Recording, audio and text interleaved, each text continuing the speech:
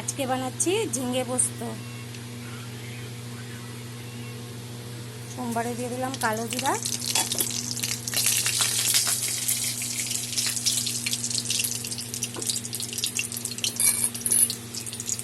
দিলাম আলু,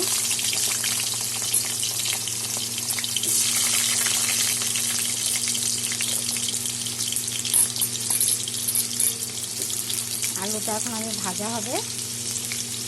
হলুদ দিয়ে দিলাম কিছু পরিমাণ, আর দিলাম লবণ।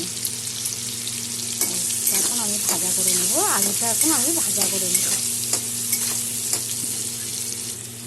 আলু আমার ভাজা হয়ে গেছে।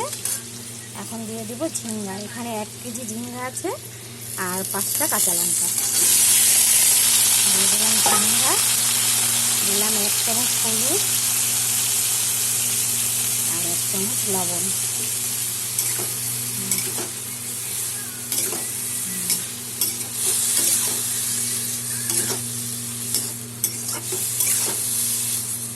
সব একসাথে মজবে। এখন মজার পরে তারপর আমি দেখাচ্ছি।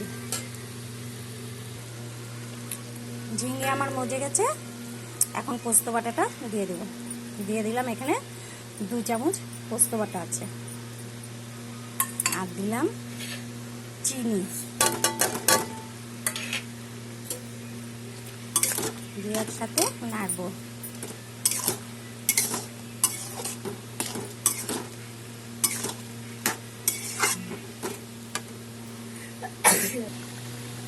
ঝিঙে আমার হয়ে গেছে। টেস্টের জন্য অল্প দুধ দিয়ে দিলাম। এখানে 2 চামচ দুধ আছে, দিয়ে দিলাম আমুল দুধ। খেতে খুব টেস্টি হয়। এরকম করে তোমরা বানাবে, খেতে কিন্তু খুব ভালো হয়। রুটি, পরোটা, লুচি সব কিছু খেতে হবে। ভাতের সাথেও খুব ভালো লাগবে।